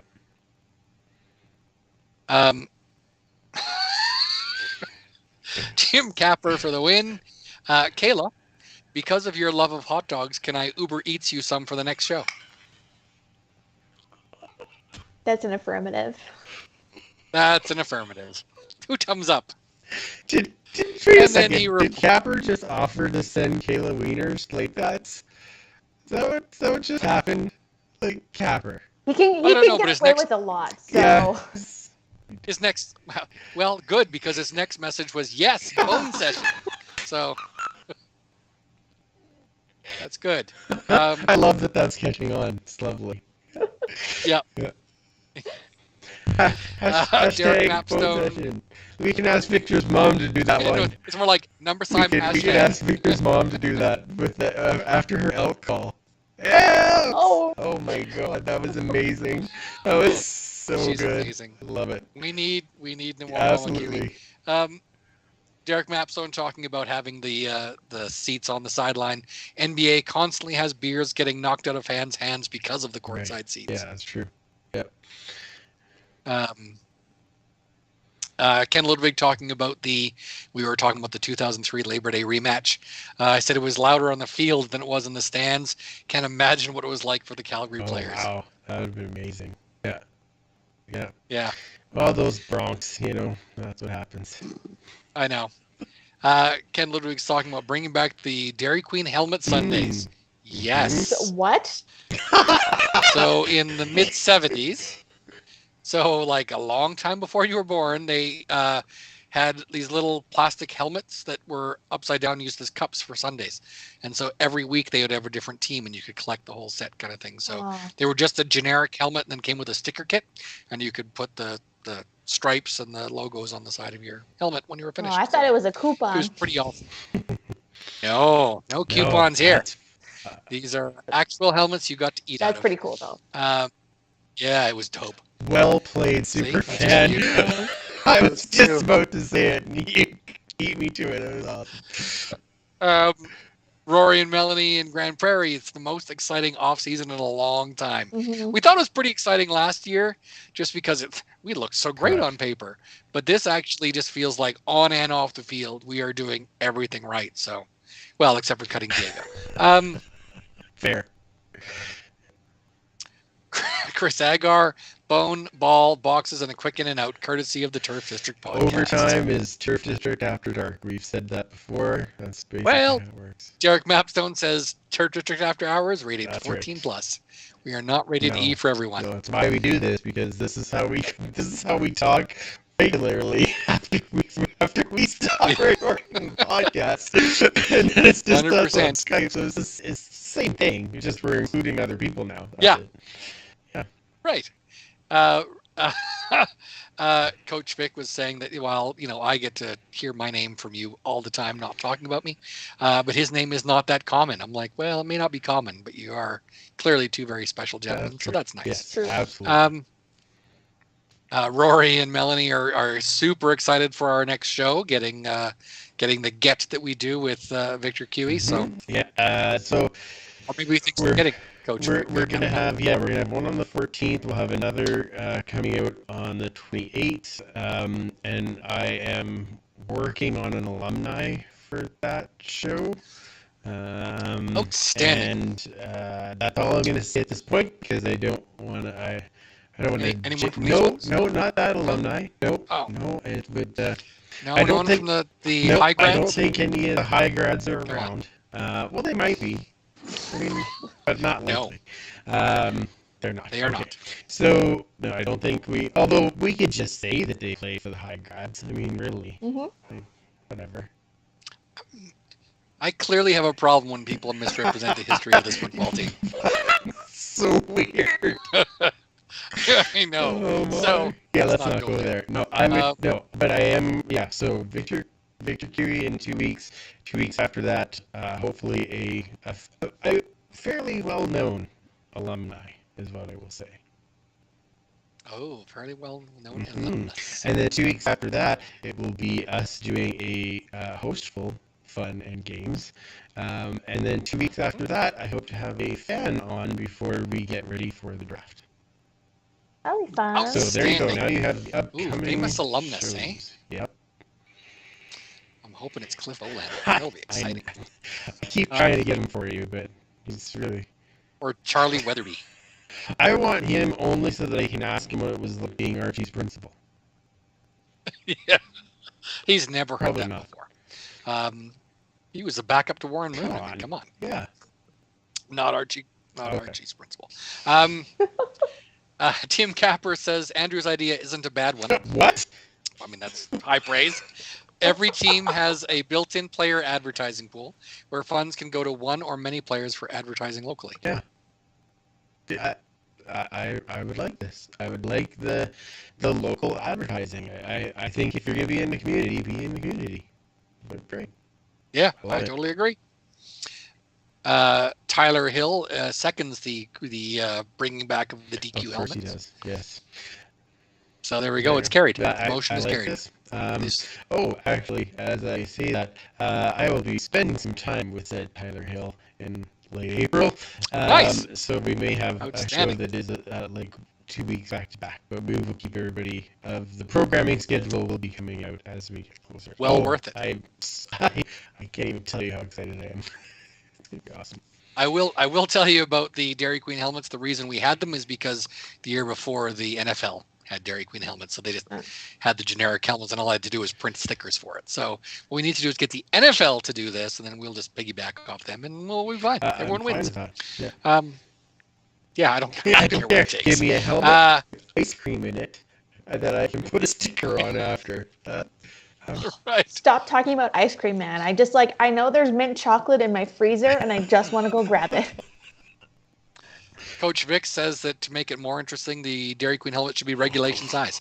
So that'd be a heck of a Sunday. Yes. Wow, That that was good motion. timing. No That was choking. great. Yeah, thank you. Oh my god, that's And, not gonna eat for a week, but it would be totally worth it.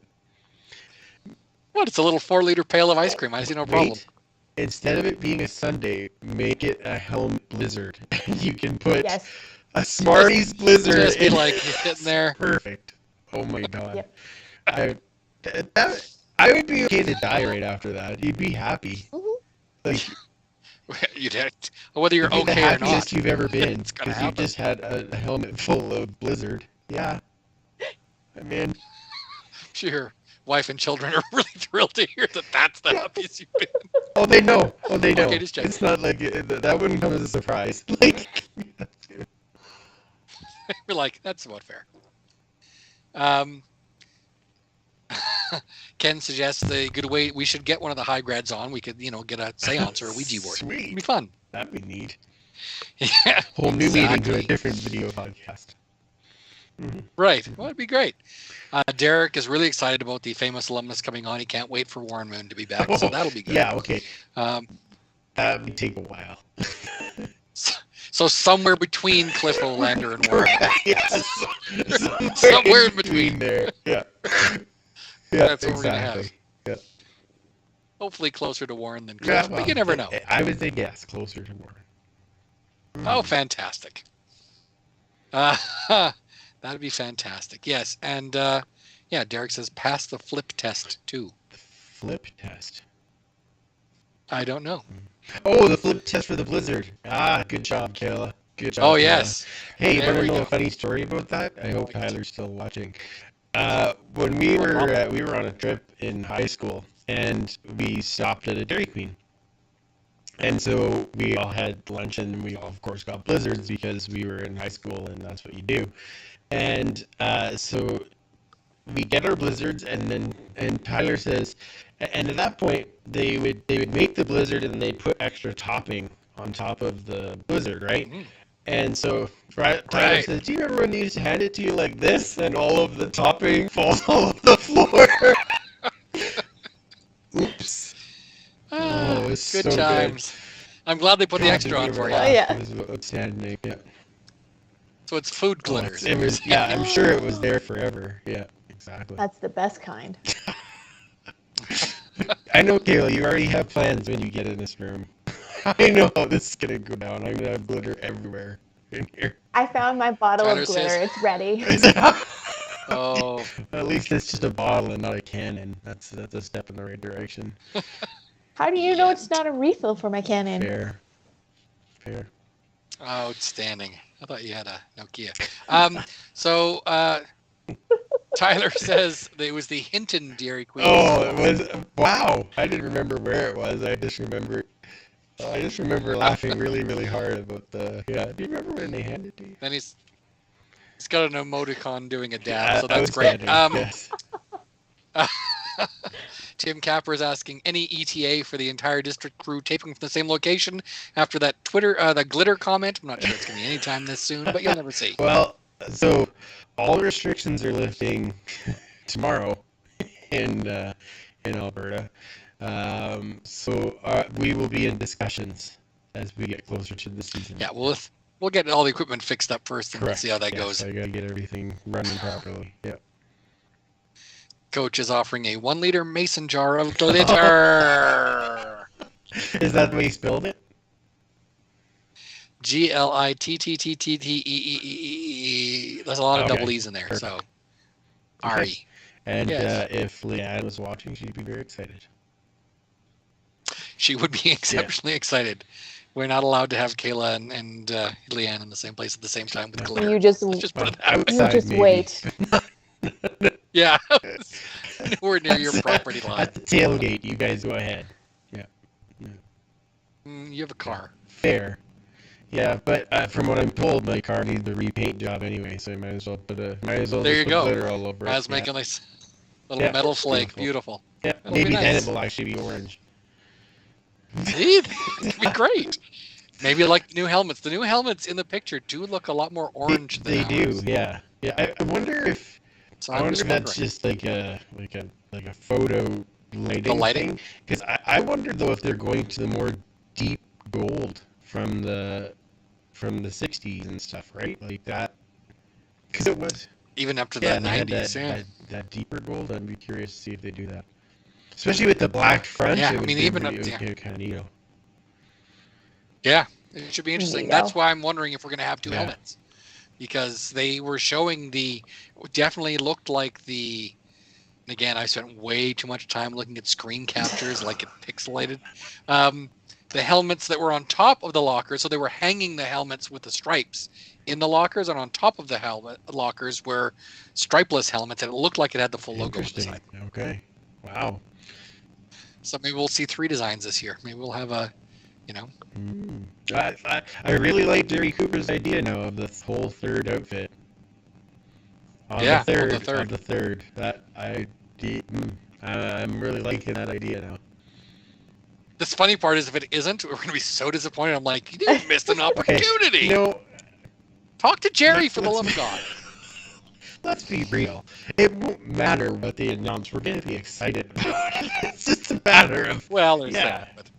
But to miss that I agree. opportunity to have 3, 3, 3, they'll have the 3s. They'll turn them upside down. It'll be amazing. Tim Capper did say, Kayla, DM me your address and you will have dogs for the next show. I'm serious. It'll make a great segment. Kayla's You hot know dog what? moment. It'll be great. we can make Or she we sits can make there. this a regular Whatever, I mean. feature. Who's sending Kayla dogs this week? Right. Or just Uber Eats. Every week it's something new from The Uber best part Eats. would I am down. Ooh, pierogies. You know, it'll be Nothing better than Kayla getting a fat Frank right before the podcast. wow. Well, we had Yeah, a we good did. Yeah, Brandon Victor's here. Oh, just wait. Kayla's gonna answer the door and get her hot dog. I don't know if you. Yeah, it's a new segment that we're doing. We're hoping that you'll do a deal on hot dogs. So we ordered hot dogs for Kayla. And what's your address, Victor? We'll send you a hot dog. Hey. Yeah, I know. Wait. I'm getting an email right now. I'm not coming on your dumb show in 2 weeks. I was Yeah, just that's gonna right. Oh my. We're professional when we're recording the podcast. It's just afterwards. It goes out the door. Are we though? Mostly. Yeah. Are we getting paid? No. No. Then That's we're not fair. professionals. Just saying. It's fair. And I'm pretty sure my mom falls asleep halfway through, so we're good. Excellent. Me too. Oh my. I fall asleep halfway through too. Yeah, right. I feel yeah. Perfect. Oh my. Let's see. We got. That's usually enough. Ken suggests Kaylee needs a wireless headset and a GoPro. So this will be good. We haven't Just we're on the Kayla cam. We're just following her through the house. She answers the door to see what food was sent this week. just put a That'd be GoPro cam on her for the game so we can see her go get her hot dog at the game and then just play that segment when it's time for Kayla's food segment. This is all coming together. We did say You that. don't understand how much I'm on board with this. Oh, I'm pretty aware. Oh, I think we do. I'm pretty aware. And I have your address, so I know what's happening. Well, you do. Yes, you do. Yep. It's going to be interesting. Yep. Oh, it's going to be outstanding. It's Commissioner Kayla, care of the Turfist. Can you get to her. deliver it at 8:05 on every second Monday? Oh God! What do I have this golly. week? This week it's nachos. Yeah. It'll be like one of those skip the dishes ads. Oh, It'll be great. Maybe. Hey, we've always talked about sponsors. Maybe skip. This week I'm having Kubasab poutine. It'd be awesome. Kubasab poutine. Although that does sound like something Capper would I choked under the probably pressure. send. Yeah. Outstanding. Well, you know, it's in honor That's of right. Ukraine. That's good. So, Yeah, I do like that. Yeah, I meant to say that on the show. Mike, you probably remember the song because I do. It becomes meaningful again. The song "Russians" by Sting, and yeah. I found myself listening to that for a bit today, and it still has one of the greatest lines, greatest lyrics I think ever, which is we say that we share the same biology, regardless of ideology, Yeah. and Yep. I love that line, and nothing can be more important on so many levels right now than that particular line. So yeah. It's true. Yeah. Anything else for us there, All right. future fan?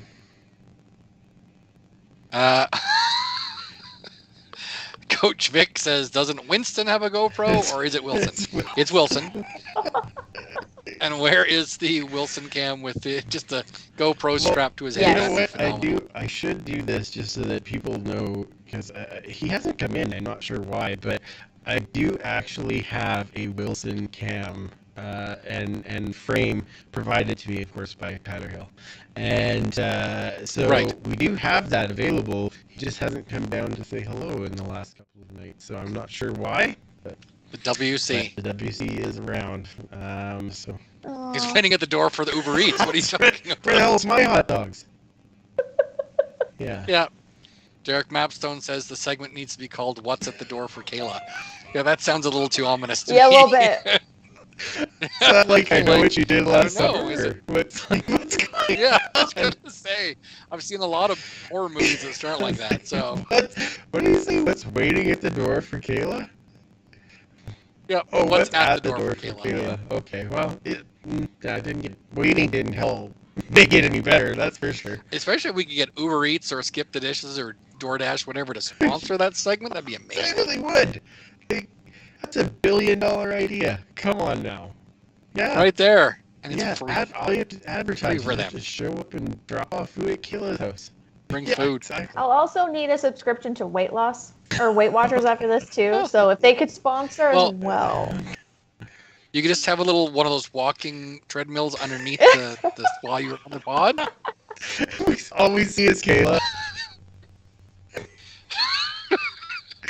Kayla, how's it going? Tim Capper says we could. I know what you ate last week. That'd be good. That's not quite. wrong. That's not quite what you did last summer. Chris Agar says we are all going to hell for participating in this pod. Yeah, that's what Tim is feeling. Yeah, that's it. Yeah. Oh my. It's the one thing all major religions Yes. all agree on.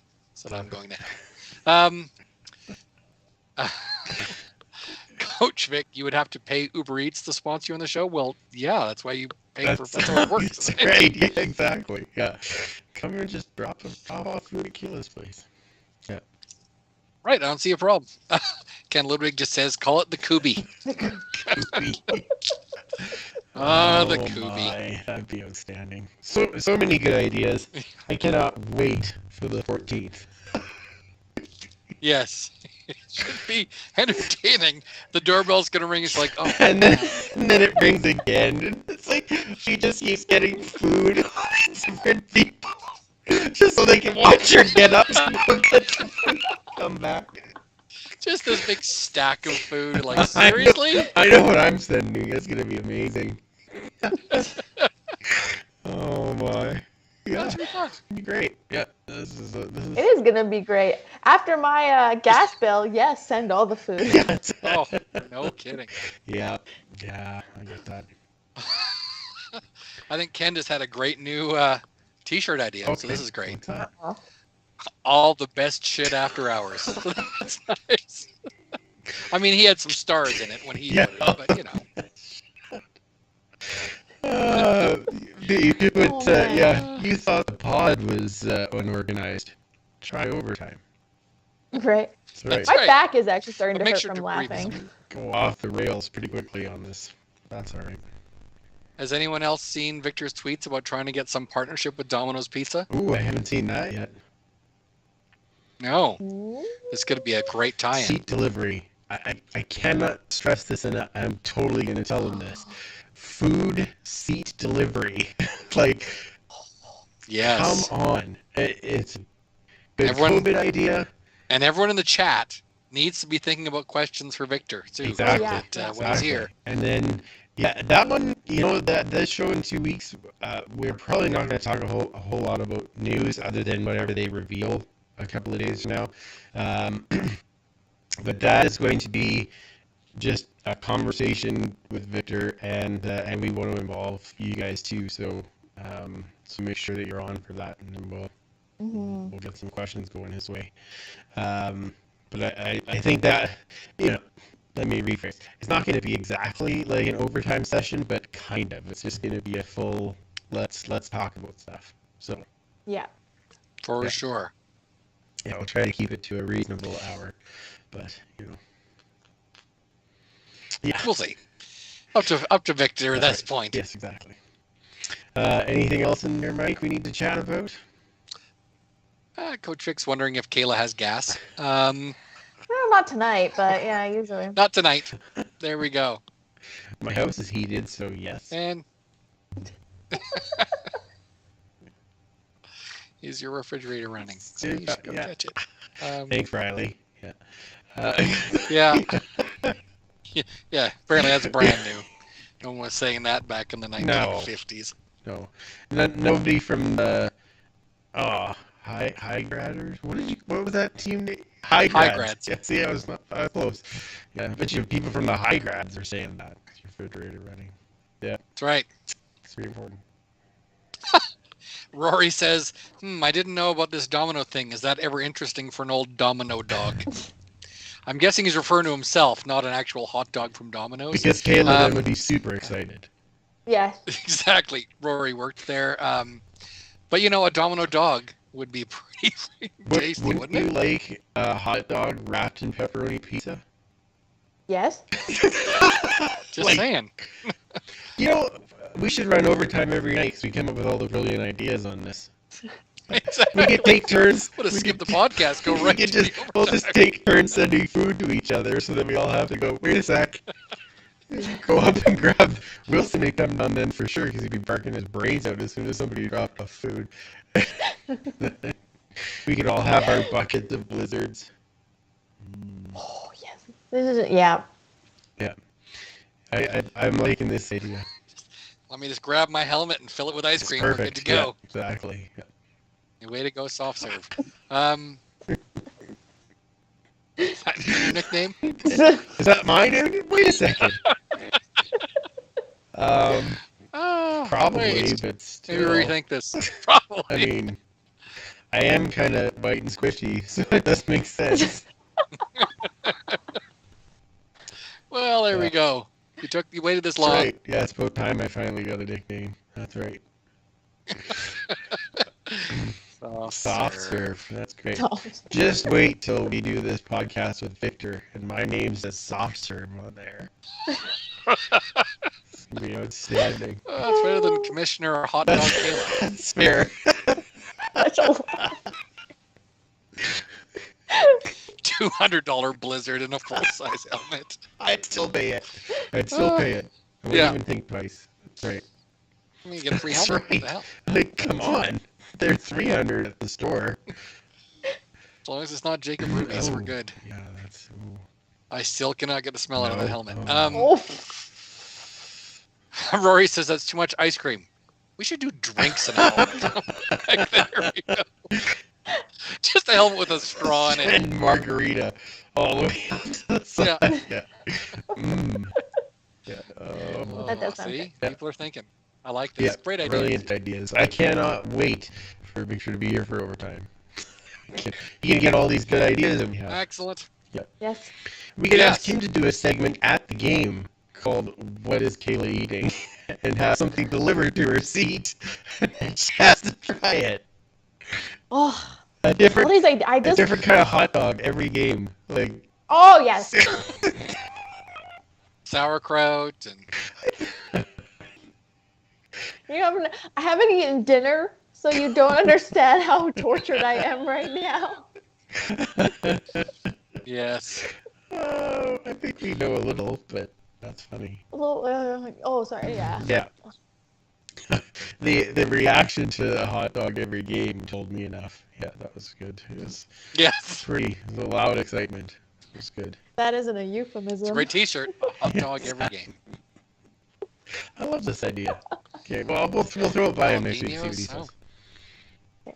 Excellent. We're getting a lot of people in the chat just suggesting different hot dog Oh, toppings. this is So gonna that's be good. great. I'm gonna take note. As long as it's not ice cream, we're good. Ooh, a hot dog blizzard. Nope, we're gonna pass. Yeah, no, I can't. No, I like ice cream too much to do that to it. I don't. I like ice cream. I like hot dogs. Are there any specialty hot dog places in Edmonton? Because I know Calgary has them. Oh, don't worry, Tim Capper will find out. Okay. I'm not in Edmonton though. Remember. Well, yeah, but they'll deliver there, won't they? Probably not from To Edmonton. somewhere not in Edmonton.com. Kayla, Kira, the Turf District. If that shit shows up at my house, Wilson Yeah. will let you know. like, look at this. Hey, Oh, boy. wow, you guys run the show. Oh, And that's when your microphone's going to be crystal clear as you're eating hot dogs. Another mukbang. There you go. yummy. Oh my goodness. I think that's That's where we're where we're wrapping wrapping up here on the All right, chat. well, Yep. that was fantastic. Thank you for the laughs, you guys, and thank you to everyone for joining us on YouTube. We appreciate you staying in and enjoying some of our crazy jokes after hours, sharing some ideas, and getting a chance to connect as we like to do. So, once again, make sure you're following us and being part of the huddle on Facebook, Twitter, and Instagram, and make sure that you join us in 2 weeks when we will be back with Victor Cui to talk all things Elks and what is coming in the next little while. Thank you again for joining us. Remember, can't catch footballs with your face. We will absolutely talk to you in 2 weeks.